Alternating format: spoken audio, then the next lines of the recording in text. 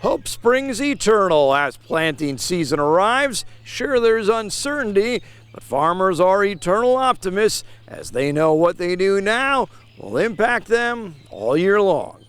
Planting season arrives where there's a need for more moisture. Plus, the beef state needs veterinarians. We'll see what the veterinarian in chief is doing about it. Also learn about programs connecting farm to table and efforts to crack the genetic code helping cattle emit less methane. It's time to grow.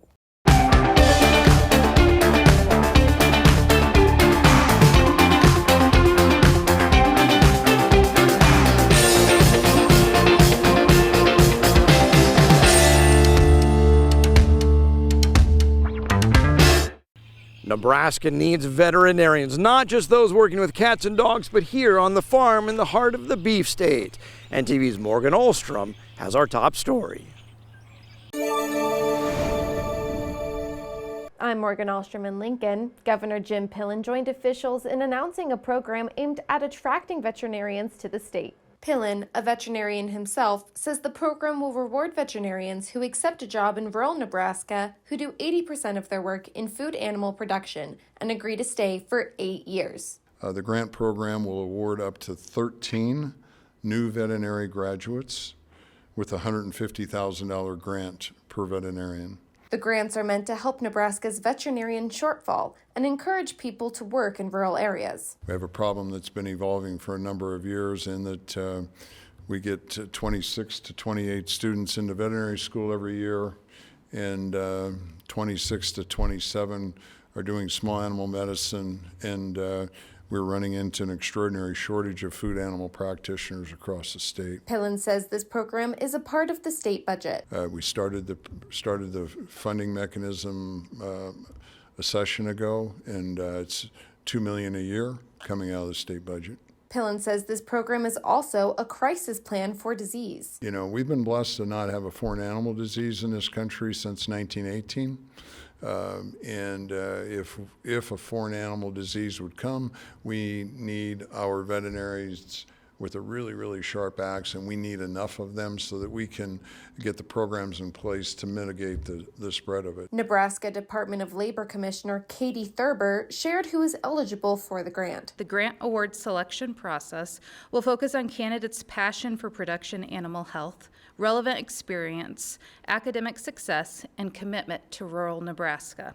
Thurber also says if you are a student who is interested in the program, then the contact information is now online. Reporting from Lincoln, I'm Morgan Ahlstrom, NTV News. As planting season arrives, sure there's uncertainty, but farmers are eternal optimists. As of this past Monday, the USDA reports 28% of topsoil had adequate moisture, but 72% was short to very short in Nebraska. Subsoil about the same. On field crops, 1% of Nebraska corn was planted, which is typical for the early to mid part of April. Winter wheat, it's all over the board. Winter wheat conditions rated 22% very poor, 18% poor, 30% fair, 30% good, and none in the excellent category. It's been a challenging year for winter wheat on the Great Plains. It is interesting to note that South Dakota comes in this week, 3% of the winter wheat headed. That's before we see any heading progress in states like Nebraska and even in Kansas. That is likely reflective of some of the drought stress on that crop. We had some very warm weather. That crop is being pushed along without moisture, and that is likely the reason it is heading out early. The Ag Secretary cracks down on what she calls the Green New scam. Ag Secretary Brooke Rollins announced the cancellation of the Partnerships for Climate Smart Commodities program. Rollins says the Biden-era programs had sky-high administration fees. Going forward, she says grants must pass a farmer-first policy. That means 65% of funds must go to producers, and grants must have at least one producer and one payment by the end of this year. The USDA calls the climate program a slush fund for the, quote, Green New scam. Dollars from that supported things like cover crop adoption through the Farmers for Soil Health Partnership. USDA will honor current expenses prior to this past week. Senators Pete Ricketts and Deb Fischer warn RFK Jr. that so-called activists may try to take away important crop protection tools. Nebraska's congressional delegation raising concerns that activist groups may use Health Secretary Robert Kennedy's Health Commission to advance what they call malicious goals that could negatively impact farmers. Senators Pete Ricketts and Deb Fisher, leading a bicameral group of colleagues, sent in a letter to HHS Secretary Robert Kennedy, Ag Secretary Brooke Rollins, and EPA Administrator Lee Zeldin. In the letter, they warn the Make America Healthy Again Commission needs to safeguard from what they call active groups that they believe may be promoting misguided and sometimes malicious policies. The members raised concerns about banning agricultural inputs, especially crop protection tools like herbicides, insecticides, and fungicides. Reducing methane on the farm could help the producer's bottom line and the environment. Thanks for joining us on NTV News. I'm Steve White. Now the University of Nebraska armed with millions to advance research in this critical area. From the pasture to your grocery bill, researchers team up to make cattle more efficient. Their goal? Breed cattle that naturally produce less methane, a potent greenhouse gas. There are some animals that have an inherent advantage, if you will, in terms of producing less methane. Up to 30% less. Researchers believe those cattle are naturally more efficient. Even a methane reduction of 1 or 2% could add up. Incremental changes can have large impacts. Making beef production greener without changing feed or management. Now, Dr. Matt Spangler of the University of Nebraska leads a North American team that will join forces across the globe, armed with millions in grant funds. There are other methane projects, but the goal here is genetics. Spangler says they need to study how a genetic change could have other consequences. So that they understand if I change methane, here's how feed intake or growth or fertility metrics may change as well. The genetics arm of the Angus Association is involved as well.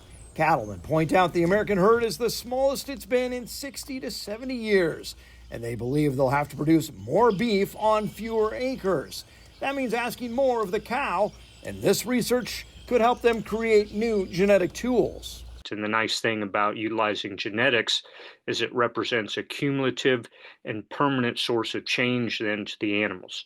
And for consumers, lower production costs can translate to affordable prices at the store. So we like to think of it as a potential win-win.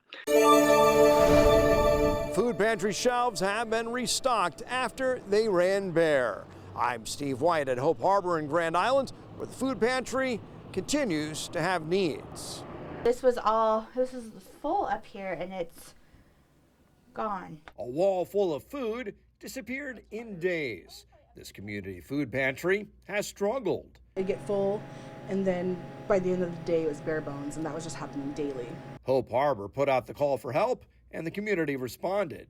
We're feeling extremely grateful. The shelves are filling up again with cans and boxes, but Jennifer Figueroa says things can change in a hurry. The Center for Rural Affairs wants to help food pantries in central Nebraska while also helping farmers. To basically buy what they're not able to sell and get that to food pantries. They've got $150,000 to spend on local produce. And while the region is a farming powerhouse, this is corn and cattle country. We found plenty of ranchers. The farmers and folks growing vegetables and fruits even more rare. The center hopes to connect with farmers who are producing fruits and veggies. Who we are really reaching out to are the farmers and food producers. They may or may not be already affiliated with the farmers market.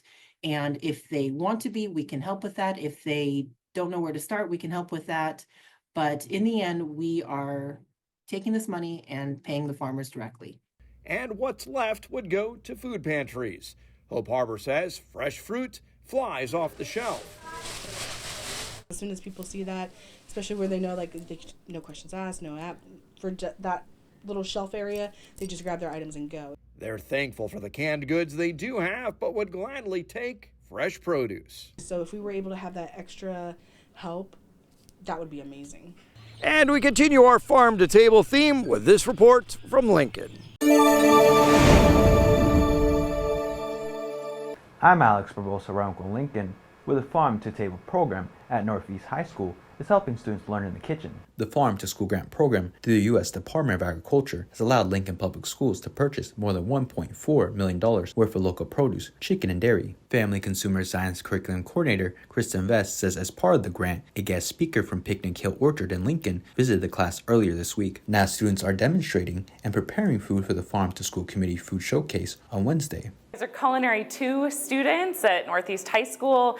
They're preparing an oatmeal apple cookie with apples that were purchased locally as a result of a Nourishing Northeast Lincoln Farm to School grant that we've received. And the whole purpose of that grant is to help our students make connections between locally produced food, understanding where our food comes from, teaching some fundamental things about agriculture and understanding about the value of agriculture in our state. And for our culinary students, it's about taking that food and then preparing it. Students like junior Matthew Steffens said they appreciate the opportunity to learn from the culinary experience. It's pretty cool to learn from people, especially that are close to home, that grew up here and have spent their whole life here. Vest shared the opportunity that students have had through the grant. As I look at curriculum and the opportunities we provide in family and consumer sciences classes, we're already building lessons into all of our classes in culinary and in our 8th grade FCS class that are about understanding where our food comes from. So Harvest of the Month, there's some resources that we use that are free, that are available to us, that are helping us to create lessons that can be taught in all of our middle schools, all of our high schools, for students to continue to learn that information and to be wise consumers and to have an understanding, most importantly, of where their food comes from. The Farm to School Community Showcase is open to the public and will feature various student displays, including some food from local farmers prepared by the students. The event runs from 4 to 6 on Wednesday at Lincoln Northeast. Reporting for NTV News, I'm Alex Barbosa-Ronco. Tapping into cutting-edge research. Up next, more on why one grower in southwest Nebraska has turned to Nebraska Extension's TAPS program. Pleased to be visiting with Tracy Zink of Indianola. One of the things she's been involved in, as have I, is TAPS program. I want to hear from you. What do you find as the benefits of being involved in that? The best thing for me has been I've been able to implement some new practices and some theories that I have, specifically with sorghum and irrigated sorghum, without any risk to my financial stability on the farm. And so I get to try it. I get to see what other people are trying, what works, what doesn't work. Not exactly specific to my farm, but close enough that at least I have a head start when I'm ready to incorporate it, which I have. One of the things I've enjoyed is the technology component. You get to try out a lot of different tools. Has that something that's been useful to you at all? Completely. I always try a different one each time, so that with the soil moisture probes, I'm trying one that I haven't used before to see if it does help me. And then I look at the ROI on it, and there's a lot of that technology that just isn't applicable. But knowing about it now, and as prices come down, I'll be watching. You know, it's really cool because there's so many different variables, and when you pick out a seed, put it in the ground, and make that many different decisions, it's fascinating just to see how wildly different that can play out. It has changed how I do my cost of production too, because of how they build it up with both when you market it, how far it has to go, and your pumping costs. And there's just so many elements that even when you're actively engaged, there's still pieces you're missing. And so absolutely, it's been a huge adjustment to how I run the operation. And for those who don't know, we should maybe take a step back. TAPS, they've got a couple of different places where they do this. They've got a couple of different crops that they do. Sorghum some years, not always. They've added soybeans, corn.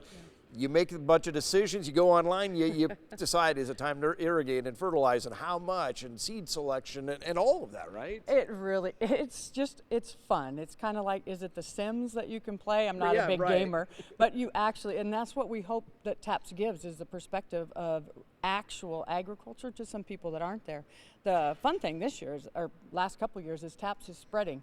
So we have it in Colorado, we have it in Oklahoma, it's down in Kansas, and you know, that is the beauty of Nebraska Extension, is that the ideas that they create are helping agriculture all over the Midwest and into the South.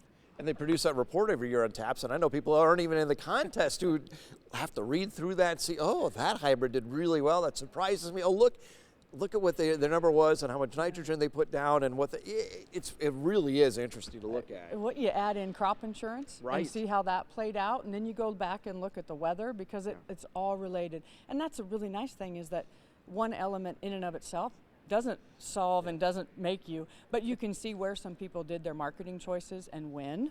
Oh, I better start paying attention then. Yeah. You know, we all get so busy, but TAPS really does create an environment where it's, I wouldn't say it's stress-free, because it's still a competition. But it eliminates a little bit of the risk because you're farming someone else's acres. That's exactly right. Using somebody else's equipment, you know, and so it's just, it's a nice break from the stressful environment that we live in every day. Yeah. And if folks want to learn more, I would encourage you to go to taps.unl.edu. It's a great resource. Anything else you want to add, Tracy? I know. Just go there, be involved, and watch us. All right. Well, thanks so much. Absolutely. Thanks, Steve. What do planting conditions look like? Our Grow Weather Outlook is next.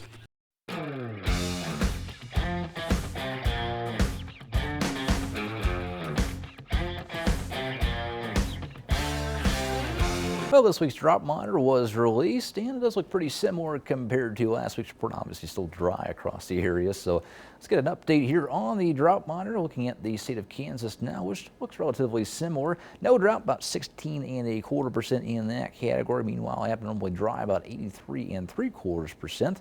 Meanwhile, moderate drought, the only change here in the state, 66% of the state now in that category, actually about 11% deterioration compared to last week, so kind of trending the wrong way in that regard. But severe drought is still standing about 2.4%, roughly the same. Also still no extreme or exceptional drought across Kansas. Moving up north to Nebraska, where you still have no drought at roughly 2.25%. This means abnormally dry sits at roughly 97.25%. Moderate drought, the only change here, again, 89.5% of the state now in that category, actually a 14% reduction compared to last week's report. Meanwhile, severe drought still stands roughly 33.2%, and of course that extreme drought there in the northwest part of the Panhandle, about 6% of the state that represents. But still good news, no exceptional drought. As far as May temperatures go, the latest outlook's actually released here pretty recently, and actually looking at relatively above normal temperatures for all of Nebraska and really almost all of Kansas. Maybe the extreme easternmost sliver there of Kansas looking closer towards normal, but again, as far as precipitation goes, looks pretty average, which is a good sign. Again, Kansas and almost all of Nebraska, they're minus the northwesternmost corner, looking at pretty normal precipitation totals for the month of May. As far as the next 3 months, temperatures looking to be on the warm side for all of Kansas, most of Nebraska, maybe parts of northern Nebraska looking closer towards normal temperatures the next 3 months or so. And for those precipitation totals, unfortunately, it looks a little bit dry for really all of Nebraska and all of Kansas the next 3 months as well. So we'll certainly take any rain that we can get. Now, there is good news. This next week, we actually have several chances throughout the next week. You grow almanac, normally see a high right around 65 this time of year. Normal low stands about 41. This next week, running a little bit above normal, 69 the average high, 44 the average low. And again, here is your grow week ahead. I'm starting off on somewhat of a warmer note, but those temperatures, they might taper off towards the tail end of the week. Also take note of the precipitation chances in the forecast throughout the week. Now, again, there are some spotty shower and storm chances throughout.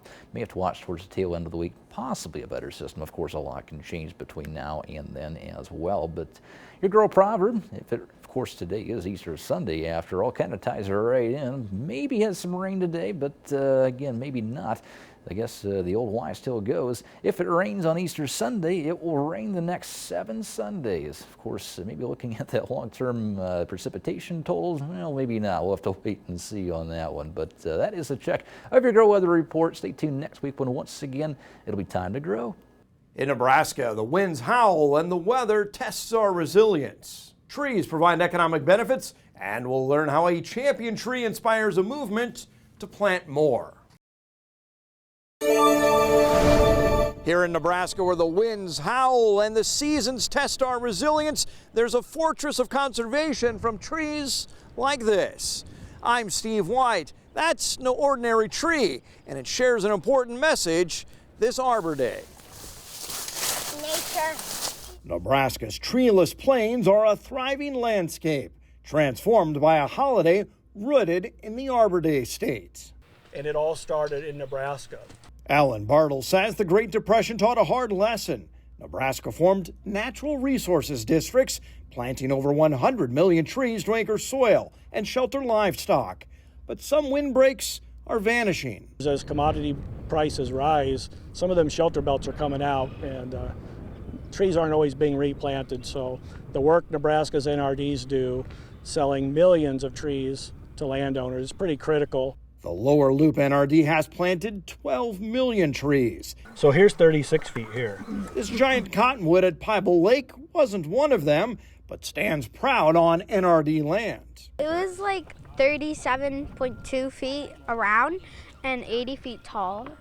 Riverside Elementary students from Cedar Rapids try to link arms, but can't stretch all the way around a tree that's been measured to be the biggest eastern cottonwood on Earth. We have the biggest one out of Canada and the United States. It was recently crowned champion on the National Tree Registry. It's the largest cottonwood tree in the world. Yeah, which is crazy. It's crazy that it is. I don't live that far away from it. We were known as the tree planter state. As we celebrate this Arbor Day, born in Nebraska, students carry forward that legacy, planting hope for a greener tomorrow. And without trees, we don't have the oxygen, we don't have the building materials, we don't have the beauty, the wildlife habitat. You know, it's just an amazing gift from nature. And as kids go home and plant those cottonwoods, who knows, maybe they'll end up the next record holder. And that's going to do it for this episode. We'll see you back here again next time as we see how agriculture makes Nebraska grow.